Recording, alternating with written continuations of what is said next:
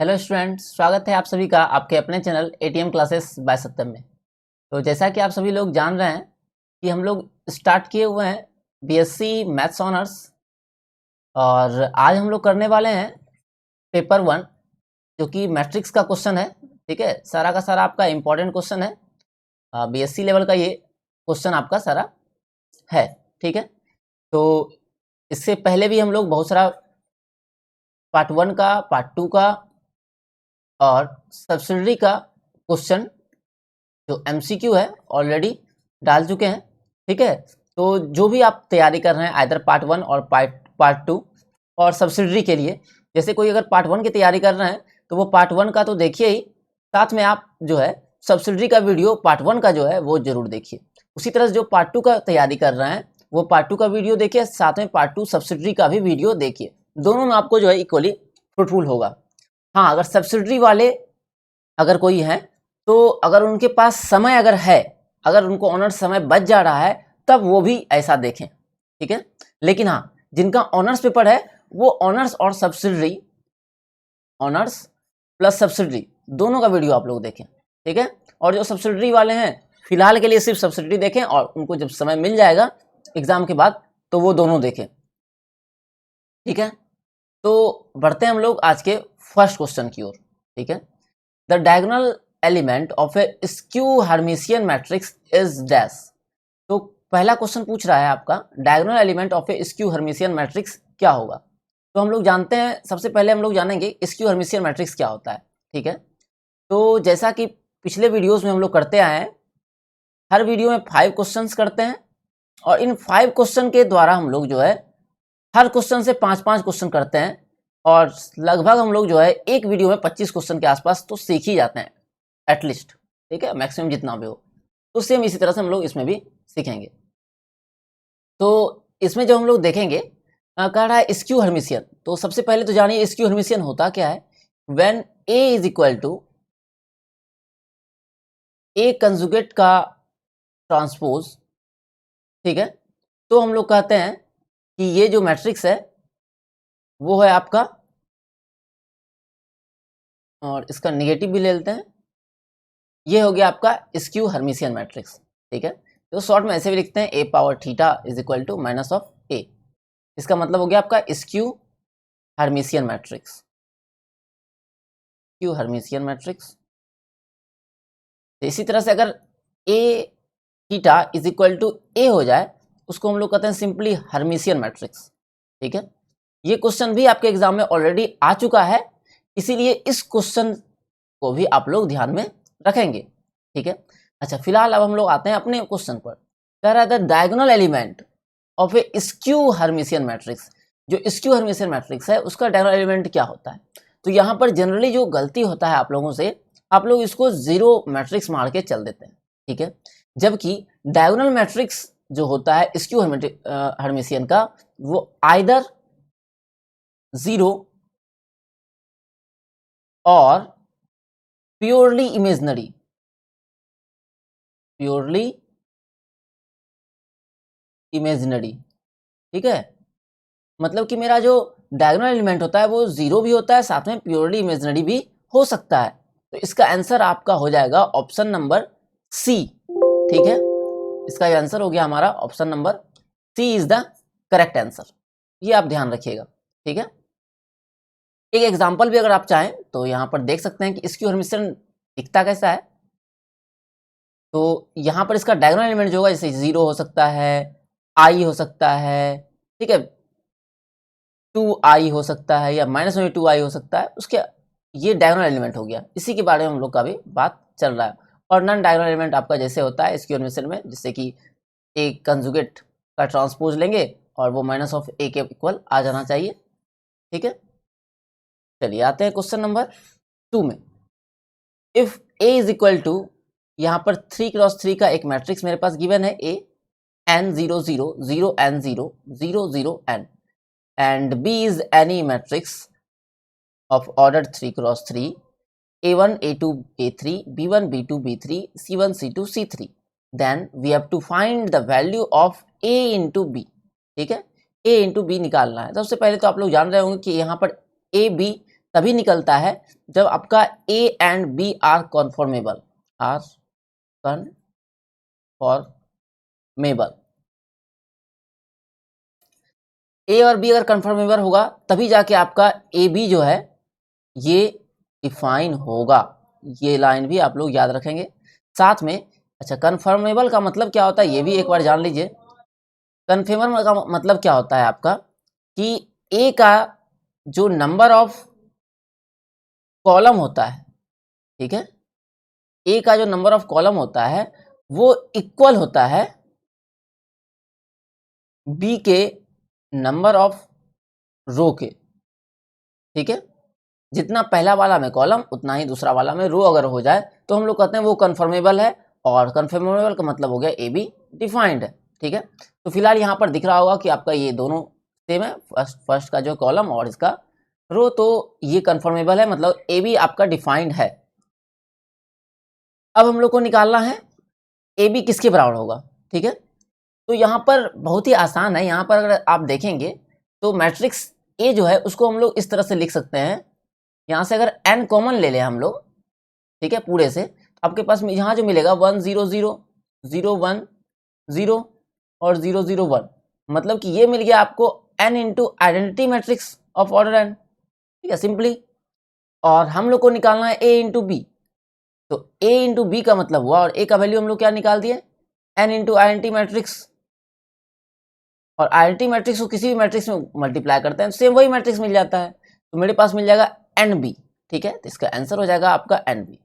अब इस पर बेस्ड क्वेश्चन बहुत सारा एग्जाम में पूछा जा सकता है, जैसे मैंने इन जनरल क्वेश्चन लिया है। यहाँ पर आपसे क्वेश्चन ये भी पूछा जा सकता है, जैसे यहाँ पर एक क्वेश्चन अगर और बनाए हम लोग, if A is equal to 2 0 0 2 and B is equal to 2 3 4 5 then find A B, ठीक है।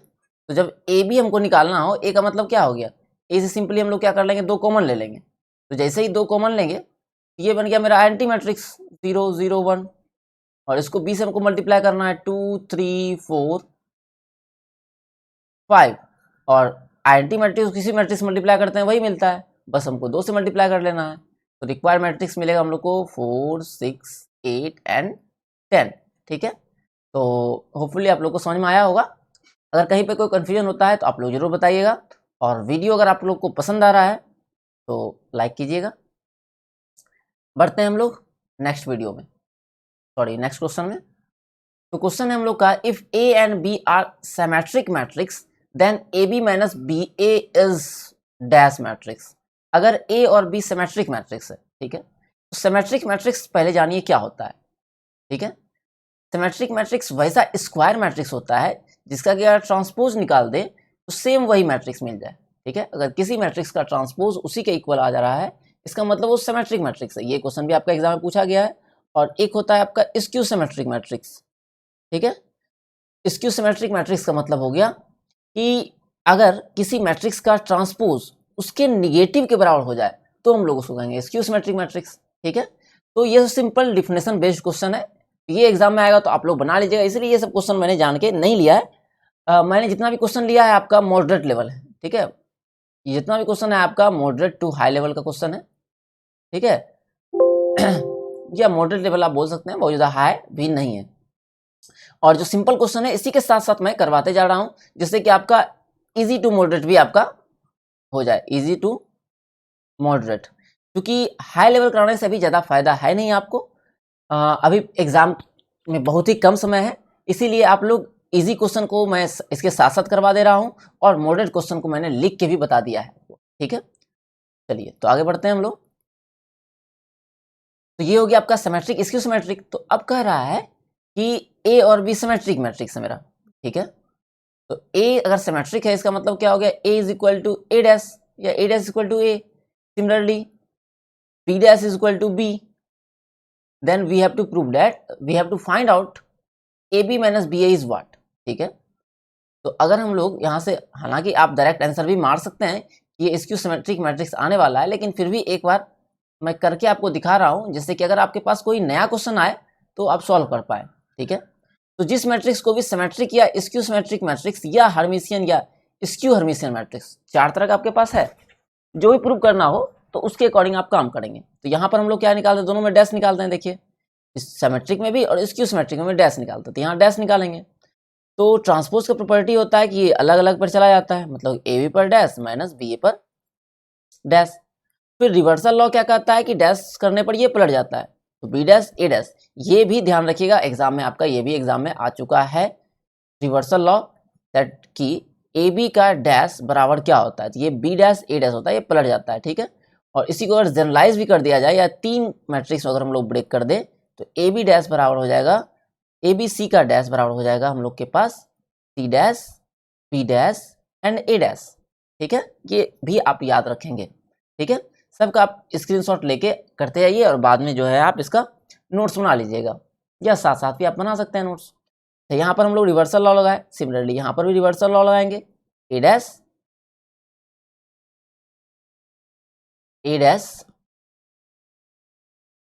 बी डैश और यहाँ निगेटिव साइन है। अब हम लोग जानते हैं according to question A dash बराबर ए है, चूंकि ए जो है मेरा क्या है, तो ये सिमेट्रिक। बी डैश बराबर फिर क्या है, तो बी है, तो बी डैश के प्लेस पर बी, ए डैश के प्लेस पर ए। ठीक है, उसके बाद हम लोग लेने वाले हैं माइनस कॉमन, तो ये साइन हो जाएगा माइनस, ये बन जाएगा प्लस। तो प्लस वाले को हम लोग पहले लिख रहे हैं, मतलब कि ए बी को पहले लिख लिए और बी ए को बाद में लिखे। और ये जो मैट्रिक्स था हमारा जो स्टार्टिंग में लिए थे वही सेम मैट्रिक्स मिल गया है, that is A B minus B A. ठीक है, तो ये मान लेते हैं अगर ये पी मैट्रिक्स था तो ये हम लोग को पास मिल गया माइनस ऑफ पी, और किसी का ट्रांसपोज उसके डैश के बराबर निगेटिव के बराबर होता है तो हम लोग कहते हैं वो स्क्यू मैट्रिक्स है, तो हमारा आंसर हो जाएगा स्क्यू सिमेट्रिक मैट्रिक्स। ठीक है, तो यहाँ पर 4-5 क्वेश्चन हम लोग ऑलरेडी सीख चुके हैं इससे रिलेटेड। 1-2 क्वेश्चन चाहें तो आप और भी कर सकते हैं। ठीक है, इसका नोट्स आप लोग जरूर बनाइएगा कि अगर आपका ए सिमेट्रिक मैट्रिक्स है, ठीक है, और बी भी सिमेट्रिक मैट्रिक्स है, ठीक है, ए भी सिमेट्रिक बी भी सिमेट्रिक, तो ए प्लस बी जो है ये भी आपका सिमेट्रिक होगा। ठीक है, इसके बाद एक जो इंपॉर्टेंट क्वेश्चन जो आपको याद रखना चाहिए कि अगर आपका ए कोई सिमेट्रिक मैट्रिक्स है तो बी डैश ए बी ये भी आपका जो है सिमेट्रिक मैट्रिक्स होगा, और अगर ए आपका स्क्यू सिमेट्रिक मैट्रिक्स है तो बी डैश ए बी भी जो है आपका स्क्यू सिमेट्रिक मैट्रिक्स होगा। ठीक है, तो इतनी बातों की आप लोग ध्यान रखेंगे। अब आते हैं 4th नंबर पर। 4th नंबर में आपके पास दिया हुआ है if A B is equal to A and B into A is equal to B matrix then A and B are. ठीक है, ये आर लिखा हुआ है, ए आर ई। तो अगर A B is equal to A है, B A is equal to B है, तो हम लोग को बताना है ए और बी क्या है। इस पर बेस्ड बहुत सारा क्वेश्चन आपके एग्जाम में अलग अलग तरह से पूछा जाता रहा है। ठीक है, कि अच्छा यहाँ पर आपको ऑप्शंस दिया हुआ आइडेम्पोटेंट, इनवॉलेंट्री, ऑर्थोगोनल, पीरियोडिक। ठीक है, अगर इसके बारे में आप लोग जान रहे हैं तो बहुत बढ़िया बात है, नहीं तो एक बार मैं रिवीजन करा दे रहा हूँ आपको शॉर्ट में। आइडेम्पोटेंट का मतलब क्या होता है, किसी भी मैट्रिक्स का आप स्क्वायर निकालें और सेम वही मैट्रिक्स मिल जाए उसको कहते हैं हम लोग आइडेम्पोटेंट मैट्रिक्स। इनवॉलेंट्री मैट्रिक्स का मतलब होता है किसी मैट्रिक्स का आप स्क्वायर करें और आ जाए आपका आइडेंटिटी। ठीक है, फिर ऑर्थोगोनल क्या होता है, किसी भी मैट्रिक्स का उसके ट्रांसपोज से मल्टीप्लाई कर दे और आंसर आ जाए आई, तो इसको कहेंगे हम लोग ऑर्थोगोनल। फिर पीरियोडिक क्या होता है, किसी भी मैट्रिक्स को के टाइम्स उससे मल्टीप्लाई करें और फिर हमको ए मिल रहा है तो हम लोग कहते हैं कि ए जो है मेरा पीरियोडिक मैट्रिक्स है ऑफ ऑर्डर के। ठीक है, इसमें आप चाहें तो एक और मैट्रिक्स याद रख सकते हैं, नील पोटेंट मैट्रिक्स। नील पोटेंट मैट्रिक्स, उसमें क्या होता है कि ए पावर समथिंग पी बराबर 0 होता है। ठीक है, जिसका ऑर्डर हो गया मेरा पी। तो ये 4-5 डिफिनेशन है जो कि आप याद रख सकते हैं। आपके एग्जाम में अगर आए ये डिफिनेशन तो आप डायरेक्टली आंसर दे दीजिएगा। ठीक है, कि अगर ए स्क्वायर बराबर ए होगा तो ए क्या होगा, तो आइडेम्पोटेंट। ए स्क्वायर बराबर आइडेंटिटी हो जाएगा तो ए क्या होगा, इनवॉलेंट्री। तो इसी को हम लोग एक और तरीका से भी लिख सकते हैं कि ए इनवर्स बराबर ए। ठीक है, ए इनवर्स बराबर ए, ये आया कहाँ से, दोनों साइड ए इनवर्स से मल्टीप्लाई किए तो ये बन जाएगा आपका ए इनवर्स और ये बन जाएगा ए। ठीक है, तो दोनों एक ही बात है। चलिए अब हम लोग अगेन आते हैं अपने क्वेश्चन पर। इसका स्क्रीनशॉट आप लोग ले लीजिए, ठीक है। इसको मैं इरेज कर दे रहा हूँ।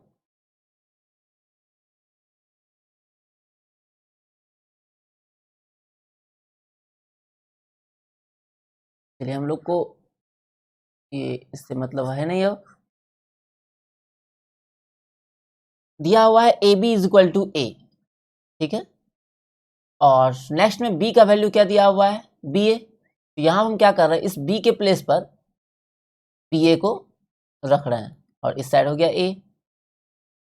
अब ये बी ए जो है आपका, हम यहाँ पर इसमें लगा रहे हैं एसोसिएटिव लॉ, मतलब कि ए बी को एक साथ कर लिए।